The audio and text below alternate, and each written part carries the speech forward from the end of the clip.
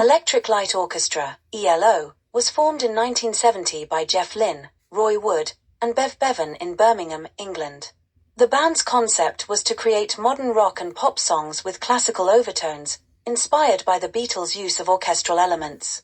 Their early work, including the self-titled debut album released in 1971, known as No Answer in the US due to a telephone misunderstanding, showcased this blend of rock with classical music. But it wasn't until Wood left in 1972 that Lynne took full creative control and ELO's sound truly began to evolve. Their breakthrough came in 1974 with the album El Dorado, which featured the hit single Can't Get It Out of My Head. This album was the first to feature a full orchestra, solidifying the band's symphonic rock style. ELO's success continued to grow throughout the mid-1970s, with albums like Face the Music, 1975, and A New World Record, 1976, producing hits such as Evil Woman, Strange Magic, and Living Thing. Their blend of lush orchestration, catchy melodies, and rock elements made them one of the biggest bands of the era.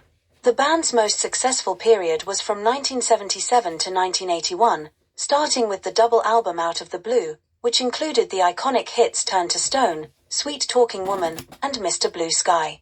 Their live shows during this period were notable for their elaborate light shows and stage effects. ELO continued their success with Discovery, 1979, which featured Don't Bring Me Down, their highest-charting US hit. In 1980, they contributed to the soundtrack of the film Xanadu, which included a collaboration with Olivia Newton-John on the title track. The early 1980s saw a shift in ELO's sound with the release of Time, 1981, a concept album about time travel that leaned more into synthesizers and a futuristic theme. However, by the mid-1980s, the band's popularity began to wane.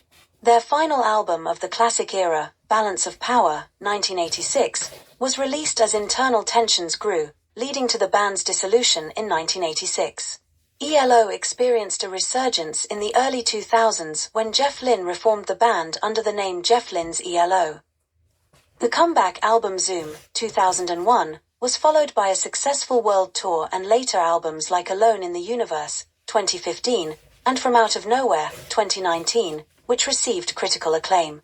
Throughout their career, ELO sold over 50 million records worldwide and left a lasting legacy with their innovative fusion of rock and classical music, making them one of the most influential and enduring bands in rock history.